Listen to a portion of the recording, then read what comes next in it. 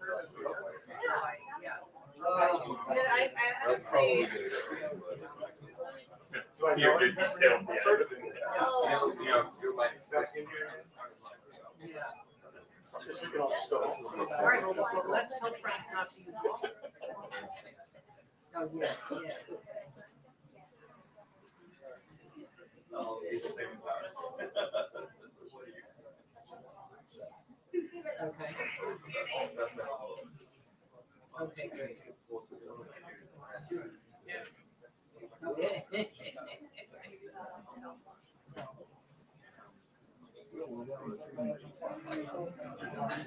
All right.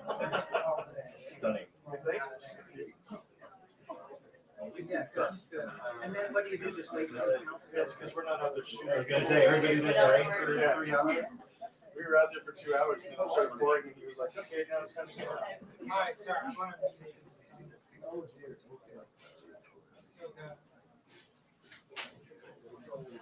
Oh, that isn't so bad, so it's not like the whole house. Oh, okay.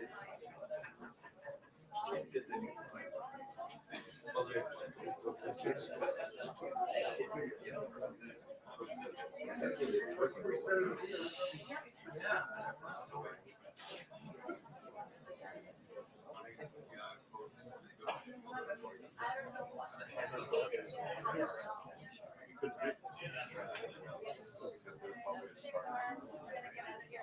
Oh, yeah, yes, we did do that. We had tracks, or I don't know if they were tracks, or something that repelled them. Yeah. Noise, or sound, or yes, yes.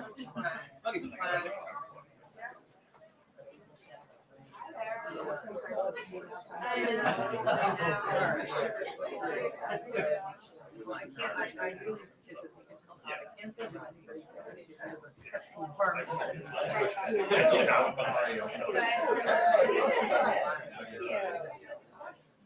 You're doing great. Yeah. Oh, okay. Oh, great. Oh, all right. So it's pretty, yeah. Yeah, the date. Yeah. All right. That sounds great. Okay, good. All right. I gotta get up there. Right.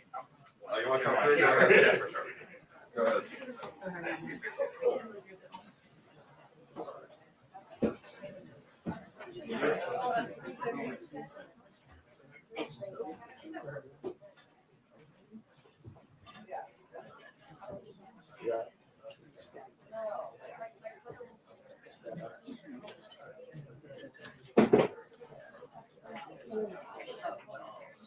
No, it's not.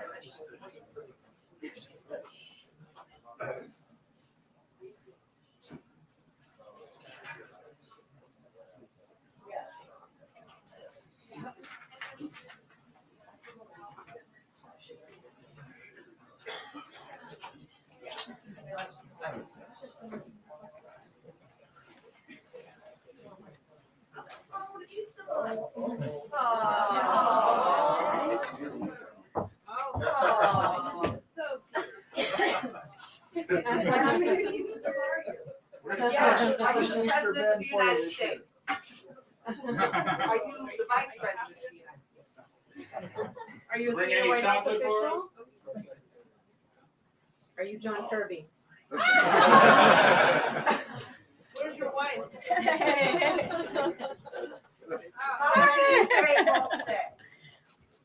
I think thumbs up. Thumbs up. 2 thumbs up from the bunny. All right. Thank you. Bye. Happy Easter. Easter bunny. Oh, hello, everybody.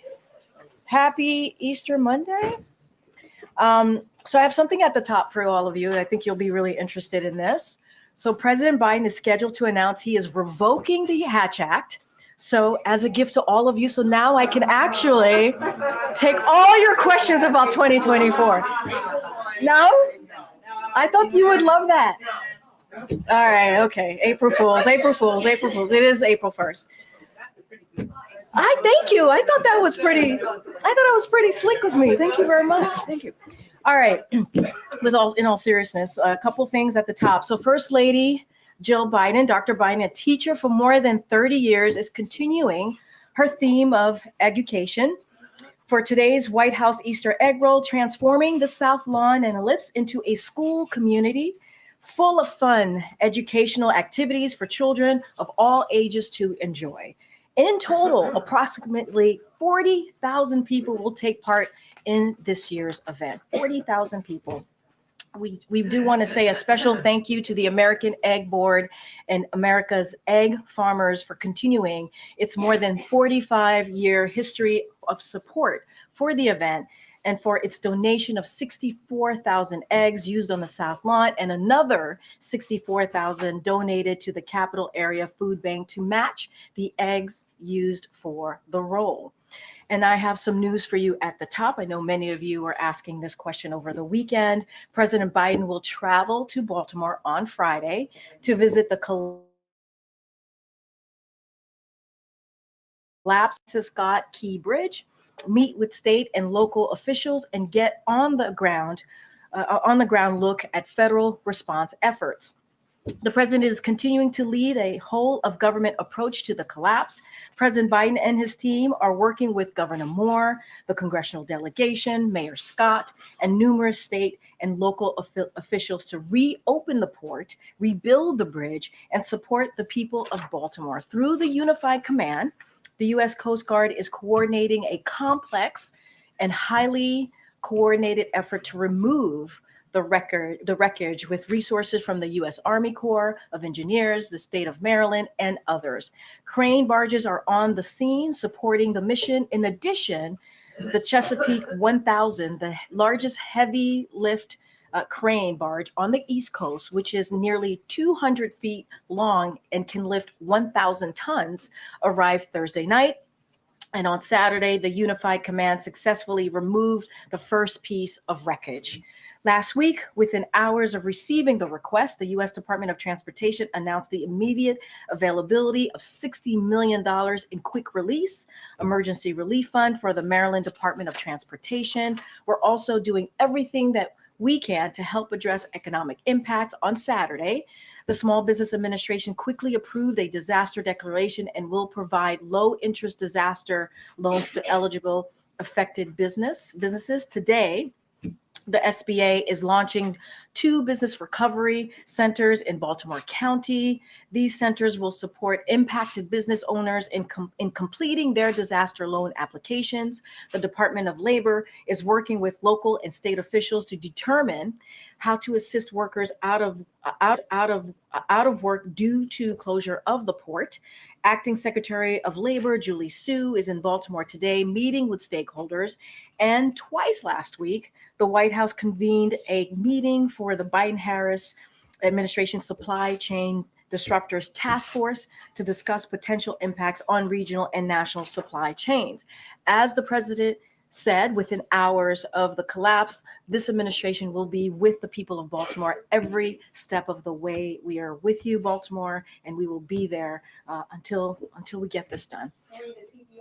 Air, land, and sea, like flying by. We will have more information as we get closer to Friday. I think the important thing is the president has said he was going to go as soon as possible. Now he is going to go on Friday. We certainly will have more information to share. I just don't have any details at this time. Okay, Will? Thank you. So the criticism over the Transgender Day of Visibility, the White House said that the president wouldn't abuse his faith for political purposes. Does the president think that's what Republicans are doing? I mean, look, just a couple of things, and really so surprised by the misinformation that's been out there around this. And I want to be very clear. Every year for the past several years, on March 31st, Transgender Day of Visibility is marked. And as we know, for folks who understand the calendar and how it works, Easter falls on different Sundays, right? Every year. And this year it happened to coincide with Transgender Visibility Day. And so that is the simple fact. That is what has happened. That is where we are. And I do want to say a couple of things because I think it's important here. As you just stated in your questions, what we've been hearing out there, a lot of misinformation done on purpose. And as a Christian who celebrates Easter with family, President Biden stands for bringing people together and upholding the dignity and freedoms of every American.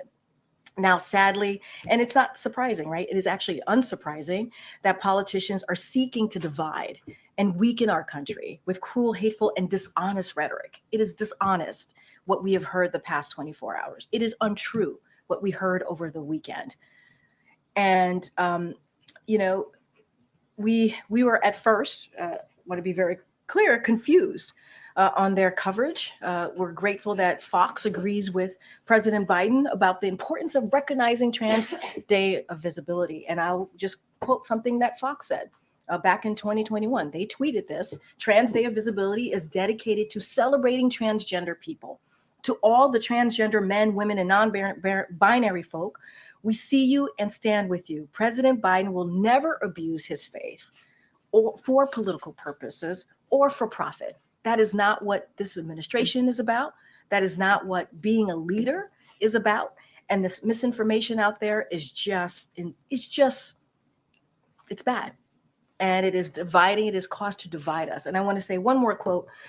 This is what Politico covered every year. And I said this at the top of my answer: Transgender Day of Visibility is on March 31st.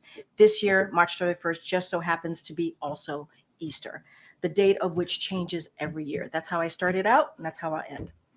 Thank you. Thanks, Karine. Why are the U.S. and Israelis meeting virtually today instead of having that in-person meeting on Rafah? So, as you know, I can confirm that there is a virtual meeting happening today with both U.S. Israeli officials to discuss Rafah, the situation in Rafah, and obviously the next steps that we have been hearing that the Israeli government wants to take. This is following the discussions that we all talked about last week with the Israeli Minister of Defense and his delegation. And this conversation today is being led by National Security Advisor Jake Sullivan. Look, I think it's important to note that we were able to reschedule this on Friday, and we wanted to move very quickly on this. And today, the meeting is happening virtually because we understand, and obviously you all understand, how important it is to have this conversation. We've been very clear about our concerns about a military operation into Rafah. We know that there are more than 1 million Palestinians who are in Rafah right now, who moved from the north to go into Rafah. And so we want to make sure if there is going to be a military operation, we also know that there are Hamas operators in Rafah as well. But if they're going to move forward with a military operations, we have to have this conversation. We have to understand how they're going to move forward. And I'll say one more thing. When Jake Sullivan was here at the podium not too long ago, he believed and he said there are alternative ways of doing this, alternative ways of going after Hamas. And so they're going to have the discussion. I think it's important that it happen as quickly as it did, even though it's virtual, and we'll certainly have more to share. Are there still in-person meetings planned, and if so, when? We will have more to share on the next steps. We're going to have a readout of this conversation, but I think we scheduled on Friday. Today, Monday, we're having a conversation. We have laid out our concerns about this for some time. And I think it's important that both sides are having this discussion. And just lastly, Speaker Johnson said there would be a vote on Ukraine soon when the House comes back from recess, but he said it would include some innovations like making some portion of it a loan. If that's the only way to get Ukraine aid passed, would the president sign that kind of bill? I'm not going to get into hypotheticals here. We've been very clear. We believe that the speaker were to put the national security supplemental on the floor, obviously includes Ukraine, humanitarian aid, Israel, and Indo-Pacific. We believe, and it is fact, that it would get majority bipartisan support on the floor in the House. We saw 70-29. It passed out of the Senate. Bipartisan support, overwhelming bipartisan support. We believe it would get overwhelming bipartisan support if he would put it on the floor. That's all he needs to do. And so that's what we believe the speaker, how it should be moved forward. I'm just not going to get into hypotheticals. Go ahead. Do you expect specific decisions to come out of the Rafah meeting today? I'm not going to get ahead of the meeting. We will have a readout of that meeting. I'm not going to get ahead of it. The Israelis bombed Iran's consulate building in Damascus today, apparently killed an Iranian military commander Did you know about this in advance? You concerned this was an escalation? So look, I'm aware of the reports. Our team is looking into it, so I'm not going to get ahead of anything just yet. But obviously, we're aware of the reports, and our team is looking into it. I'm just not going to go beyond that. If I could, do you have an update on how to pay for the new bridge? Have you had conversations with House Republicans about this? So as I mentioned at the top, we the Department of Transportation was able to release $16 million, which obviously is going to be really important, a kind of a down payment, if you will, on getting getting that bridge rebuilt. We're going to have continued conversation with the state of Maryland to get a sense of how much this is going to cost. And we have said we're going to certainly continuing to talk to Congress to get some assistance here. The president has been very clear. He's going to be there for the people of Baltimore. This is a whole of government approach, and we are going to do everything that we can to make sure that that bridge gets back up. I don't have anything further to share on congressional conversation, but that's a commitment that the president has made. Okay. Thanks, Karine. 60 Minutes reported last night on a connection between anomalous health incidents and a unit of the Russian military intelligence service. What's the White House reaction to that report? So I'm going to be really careful here. The intelligence community has not concluded that. Obviously, there was an assessment that intelligence community made, and so I would have to refer you to ODNI on their assessment. But that particular piece about Russia, I know that they had not concluded that. Right. And I know that the intelligence community has said that they still think it's not likely that a foreign power is responsible. How can the administration continue to believe that when you have so many credible U.S. officials who have experienced this saying otherwise? So look, this is an intelligence community assessment. ODNI can speak specifically on how they got to that assessment, how they got to that conclusion. So I want to be super mindful. What I can speak to is what we have done since 2023, since the intelligence committee assessment. And we have taken this very seriously. The president takes U.S. personnel, making sure that they are protected is the most important. A couple of steps that we took, we prioritized investigations into the cause of AHIs and to examine reports thoroughly. Now, this is something that the president directed the departments in the federal government, obviously across the federal government, to do. Ensure that U.S. government personnel and their families who report AHIs receive the support and timely access to medical care that they need, and to take reports of AHIs seriously and threat to personnel with respect and compassion. So we have taken some actions that will that the president directed his agencies across the federal government. At any specifics to the intelligence assessment, I would have to refer you to ODNI. And yet the Pentagon confirmed another aspect of 60 Minutes reporting today that a Department of Defense official who was in Vilnius for the NATO summit last year also experienced what appears to be AHI. Can you give us any update on that person's condition? I don't have any update.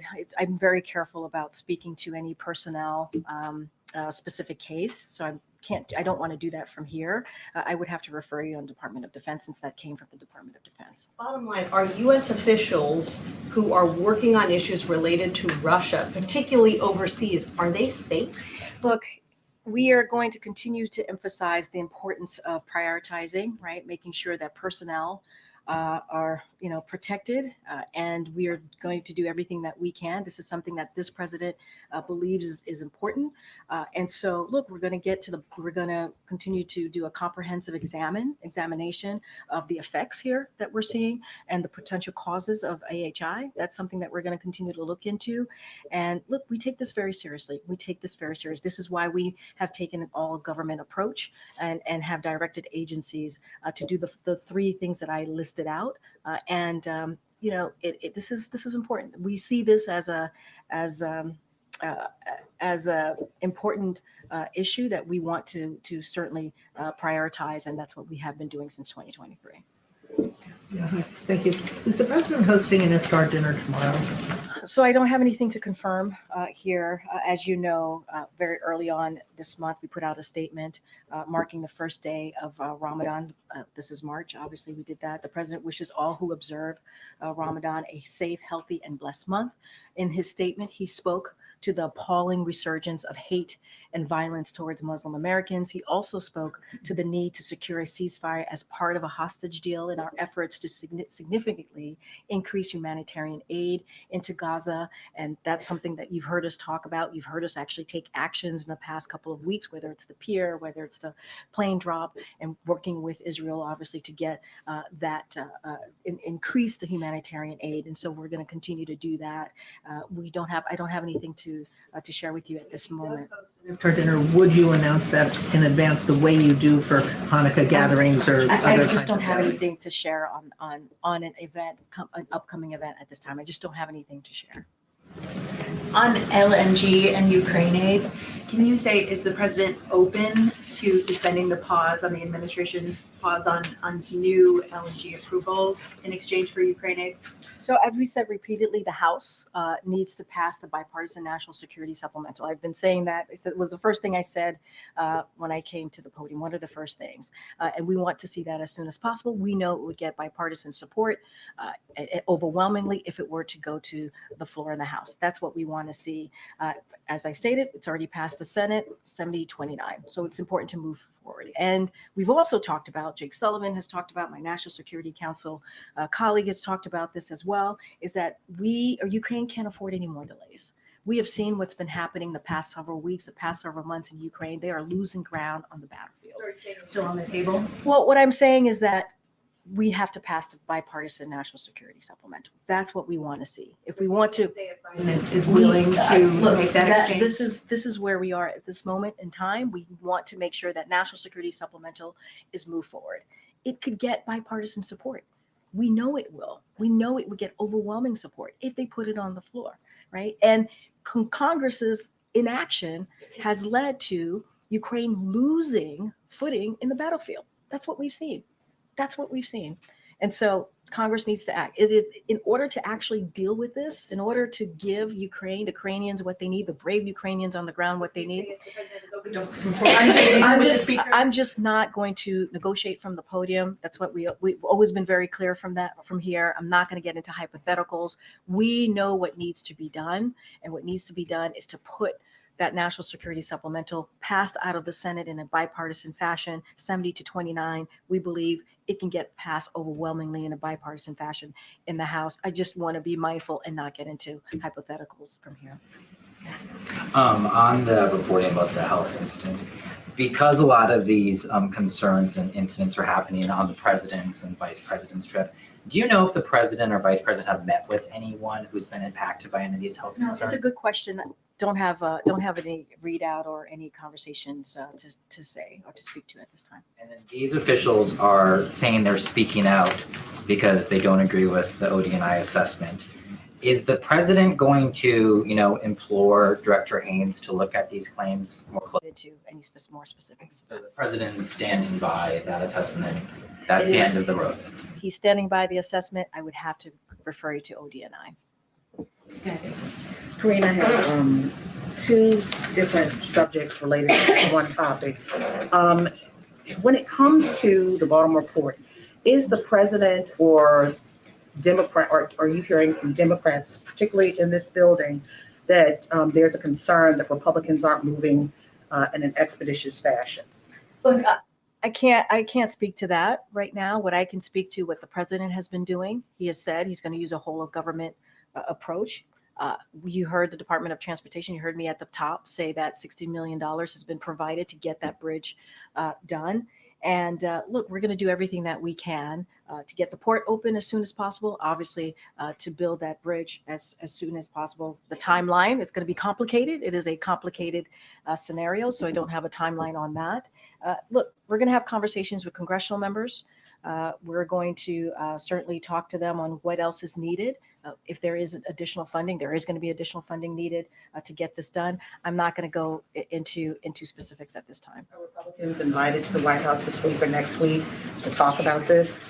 I don't have any schedule about any congressional conversations here happening at the White House, but I would say our Ledge Affairs, White House Legislative Affairs has regular communication with congressional members. Department of Transportation as well has regular communication with congressional members, and so that's going to continue. I just don't have a formal meeting to be happening here on this particular issue. And the next subject that's related to this, after all of us, the world, watched how that cargo ship, that multi-100-ton barge, ran into the pillar, is there a concern about assessing bridges that deal with these kind of things around the nation? Has there been talk about that? Because this was, yes, it was catastrophic, but this government seems to be very reactionary. When something happens, it jumps on to try to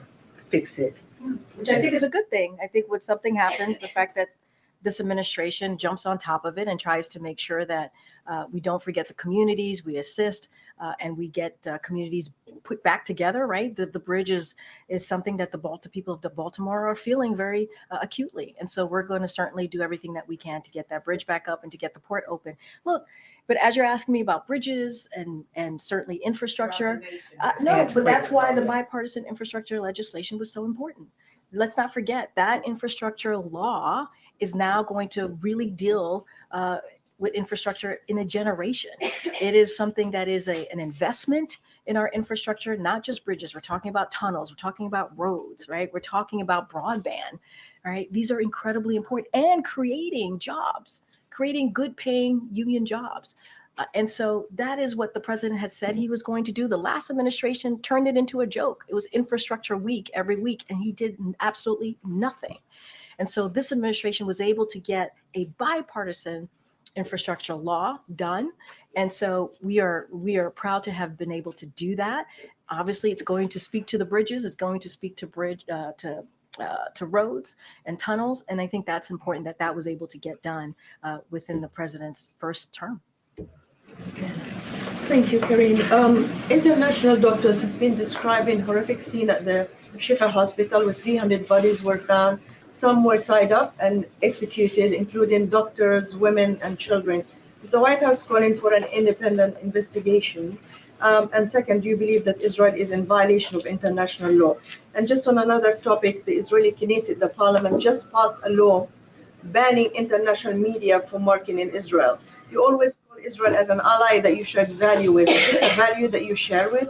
So you asked me two very important questions, and I want to get to them. So as it relates to, and I think you're speaking specifically, at least the reports that we've seen is about Al Jazeera specifically, but it doesn't matter, whichever, right, journalist more broadly. But to those particular report, we've seen the reports, and certainly I'm going to refer to Israel for what they may or may not be considering. But if it is true, a move like this is concerning. We believe in the freedom of the press. It is critical. It is critically important, and the United States supports the critically important work journalists around the world do. And that includes those who are reporting in the conflict in Gaza. So we believe that work is important, the freedom of the press is important, and if those reports are true, it is concerning to us. And to your first question, so look, Hamas should not be operating out of hospitals. We've said that. We've said that over and over again. And putting civilians at risk. That's what we're seeing. And we are concerned by how Hamas appears. They appear to have been able to reconstitute in a hospital so quickly. So we've always also made clear that we continue to support Israel's right to defend itself. But as we've also said, we do not want firefights in a hospital where innocent people, helpless people seeking medical care are caught in a crossfire. We don't want to see that. We have urged Israel to take every step to avoid civilian casualties. And this just points to how challenging Israel's military operation is, because Hamas has intentionally embedded themselves into civilian infrastructure, into these hospitals. And so we've been very clear as it relates to the footage, as it relates to the photos and reportings. We have not verified that footage. We're reaching out to the Israeli government to get more information. But obviously, if these reports are true, that is indeed deeply concerning. The difference between the civilized world and uncivilized world is sticking to international law at the time of war. So regardless, even if these people were Hamas, do you believe that under international law, Israel has the right to execute people, even if Hamas, which you consider a terrorist organization regardless, so you can't hold them to the same standard as a professional army that often the White House praise as a professional army. They know what they're doing. And even sometimes you said, I wish the U.S. Army behaved like the Israelis. I hear your question, and I have said it is deeply concerning if it's true. We are reaching out to Israel government to get more information. And that is also important to do. We have to make sure that what we're hearing is verified, right? That the footage is also verified. But we've been very clear. Like we also have to call out Hamas here. They are operating out of hospitals, That's what they're doing. They're embedding themselves in civilian population. This is what they're doing. And so we have to be also very clear about that. And we have said, we've urged Israel to take every step that they to avoid civilian casualties. So we're going to reach out to the Israeli government, get more information on that. And if that is indeed the case, it is deeply concerning. It is deeply concerning. Thanks, Karine. Just kind of going back to the LNG pause for a minute. In January, when the pause was announced, the president put out a statement and he said, this pause on new LNG approvals sees the climate crisis for what it is, the existential threat of our time. Does the president still believe that LNG pause is so necessary? Nothing has changed. Nothing has changed in our posture on LNG. Great. Okay. Good job. Thanks, Karine. Back in 2007, there was another deadly bridge collapse. It happened in Minnesota, and days after Congress reacted, they passed the funding to replace that bridge. Is the president disappointed that there isn't that same sense of urgency as it relates to the Key Bridge in Baltimore? So look, what I can speak to right now in this time, in this moment, is what the president has promised. A whole of government approach here, response. That's what you've seen. The Department of Transportation was able to provide $60 million just last week. They made that announcement. You heard me talk about that at the top. And we will, of course, we are going to work with Congress to ensure that we have the resources, right, needed so that we can make sure that this is fully covered. The rebuilding of the bridge is fully covered. I'm not going to go beyond that. We're going to have those conversations. We're going to make sure that we are there for the people of Baltimore. That is the president's promise. He said that the federal government is going to fully pay for that, and he's going to stand by his word. Thank you, Karine. Also about Baltimore, the 6 victims of the collapse of the bridge were Latino from Mexico, Guatemala, El Salvador, and Honduras. Is the president planning to meet with the families of the victims? And more broadly, what the White House is doing to help these families that now are facing difficult decisions, for example, where to hold the funeral? Because some of the family members cannot leave to the home country, some others cannot come here. So what are you doing to do that? So going to give you more about what the president's going to be doing on Friday in the next upcoming days. We'll have more details to share to all of you. And so I'll leave it there about what we're going to be doing on that day. As it relates to the family members, you may have heard Tom Perez last week met with a couple of the family members when he was in Baltimore. He did a press conference and talked about that and laid that out. So certainly we've been in touch with the family members. I just want to be super careful, and they are mourning at this time, and so just don't want to go beyond that.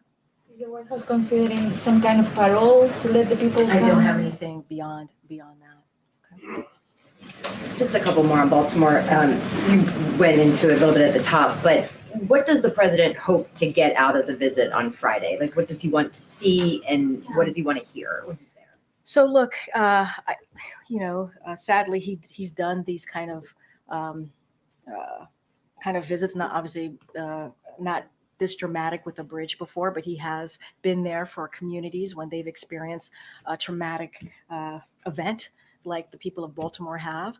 And I think it's important for him, for people for folks who are working on the ground, whether it's the first responders who were there in the first couple of hours or the folks who are there now, to see to see the president, to hear from the commander in chief, to know that he appreciates the work that they've been doing around the clock, to also be there for the community.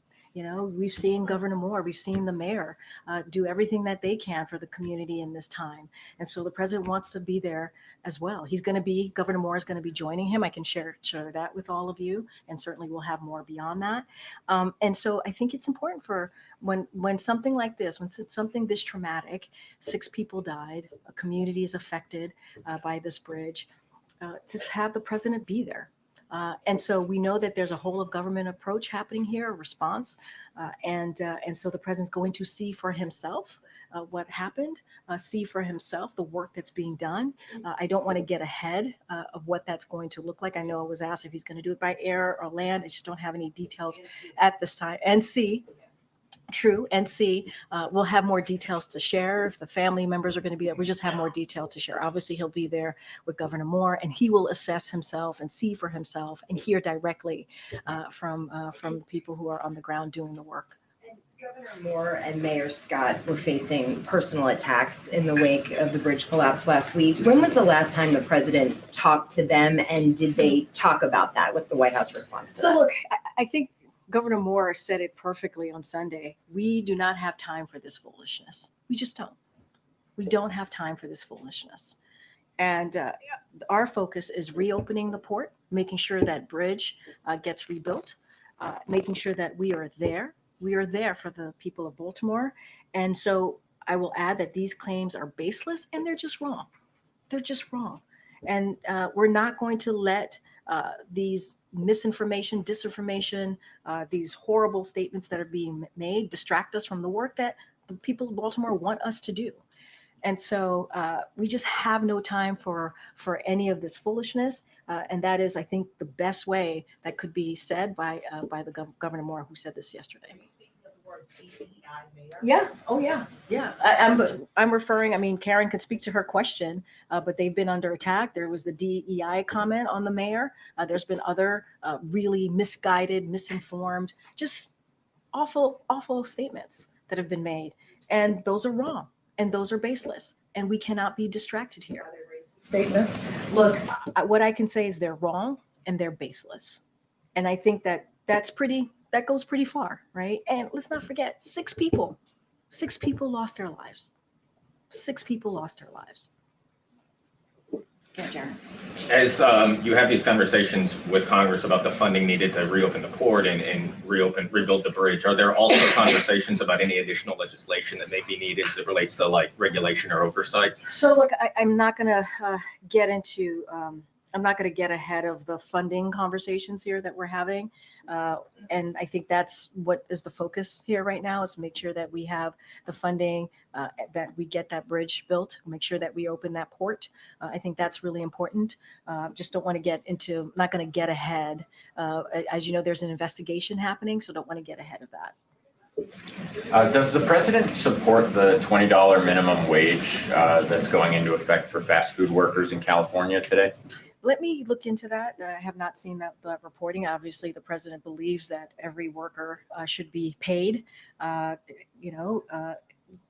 Should be able to be paid to support their family. And you hear the president talk about making sure that folks are able to live in dignity, right, and respect, have that dignity and respect to raise their family. You hear the president talk about his own experience growing up and how difficult it is to be when you're around the kitchen table making those difficult decisions. On this particular report, I don't want to speak about it until I get more information. And going back to the LNG export ban, the energy secretary has said that that's a temporary pause.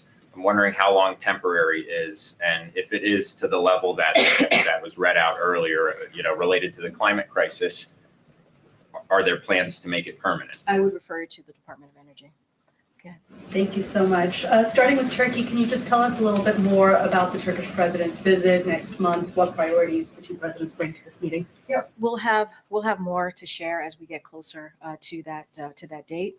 Don't want to get ahead of obviously what's actually going to happen in the meeting, but certainly we'll have more to share. Well, then I'll move on to a Chinese national was arrested for trespassing on a California naval base.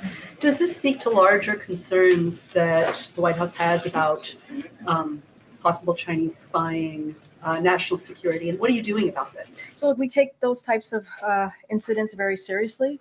I can't speak to case by case, but obviously that's something that we take very seriously. We work with folks on the ground when we see those types of cases pop up, but I just don't want to get too far into it. Finally, on Senegal, the president and the Secretary of State have congratulated the new president, the 44-year-old president. This is leading to other societies in West Africa pushing for quicker elections, for a loosening of their entrenched leadership. How does the White House see that, and is that something that you support? Say that last part. It relates to. Sorry, we're seeing now that other countries, Mali, Burkina Faso, to name just two, their citizenry are now pushing for democratic transitions. Is that something you guys support? What are you doing to support that? I think it's important, right? Free and fair elections, democracy working at its best in this regard. I think it's incredibly important. That is something for each individual domestic country to decide on. But I think it's important to have free and fair elections. Let the civilians, let the people decide who's going to represent them. I mean, that's something that we have said multiple times on every election. Will the president post his new Senegalese counterpart? I don't have a call to read out or anything to speak to at this point. Thanks, Karine. Most of the border crossers accused of beating up Texas National Guardsmen in a riot last month were released on their own recognizance Sunday. How does that make people in this country any safer? So I have to refer you to Department of Justice and DHS on that particular reporting. I will say this, as the event unfolded, the Border Patrol was able to act quickly and get the situation under control and apprehend the migrants. And we were grateful that the Border Patrol was able to do their job. Look, there is a challenge at the border, right? Our immigration system has been broken for decades, even before this president became president, obviously, more than 3 years ago. And this president, a couple months ago, worked with the Senate in a bipartisan fashion to get a negotiation done, right? And what we saw is from the last president, President Trump, told Republicans in Congress not to move forward with this negotiation, this agreed plan, this agreed proposal, because it would help Joe Biden. That's what was reported by some of you. And we can actually deal with this. We can actually deal with what we're seeing. And because they didn't move forward, right? Because they didn't move forward with this proposal, because of the last president, and because they put politics ahead of the American people, we are seeing chaos. And so we want to get this done. We did. We worked with Congress to get this done, to deal with the challenges at the border. President Trump got in the way, and because President Trump got in the way, Republicans are now getting in the way. So does President Biden wish that Republicans in Congress would help him make a law that made it easier to deport people? What the president wants to see is he wants congressional Republicans to move forward with a bipartisan border security agreement. A bipartisan border security agreement that was supported by the Border Patrol Union, U.S. Chamber of Commerce, something that we don't see nowadays. And we were able to get that done. What the president wants to see is that being passed. He wants congressional Republicans to not put politics first, to put majority of Americans want us to deal with this issue. That's what the president wants to see. Totally different topic. How worried do Americans need to be about squatters? About squatters? About squatters. There's a lot of stories out there. Homeowners are showing up at places that they own where the locks have been changed. Some squatter has moved in and the homeowner has no rights. Does President Biden think that is right? So if my understanding is that this is obviously a local issue. We are certainly tracking that issue. The rights of property owners and renters must be protected. And we believe that, ultimately, what needs to happen is the local government needs to make sure that they address this and they take action. And so everyone in their community in this country wants the same thing, right? They all want the same thing. They want their families to be safe. And that's what we want as well. We want to make sure that Americans and their families feel safe. In Florida, there's a new law where victims of squatting can call the cops and have the squatters removed. Would President Biden support something like that? I'm not going to get into hypotheticals from here. What I can say is that ultimately this is a local issue, and it is critical that that local governments take action to address it. Again, everybody wants the same thing. They want to feel safe in their communities. That's what they want. We certainly are tracking these stories. All right. Hi. So last week when Secretary Pete Buttigieg came, he talked about the Baltimore Bridge collapse will be affecting 8,000 workers. I was wondering if the White House had any plans for these workers. So I know that the Department of Labor, the acting secretary, Julie Su, is certainly working on top of this. I would refer you to the Department of Labor on what they're doing specifically to make sure that workers are certainly their needs are being addressed. But want to be really clear, we're taking all of this seriously, right? We're taking this is a whole of government approach, and so Department of Labor has had meetings with stakeholders, as I said at the top, and looking into this and trying to figure out how we can be helpful here. I know I can do one more. Go ahead. Thank you. I wanted to ask about Adil Mji, who's nominated for a seat on the circuit court. Can you talk about what you all are doing specifically to get him confirmed after? Which Mji is his last name, Okay. Mji.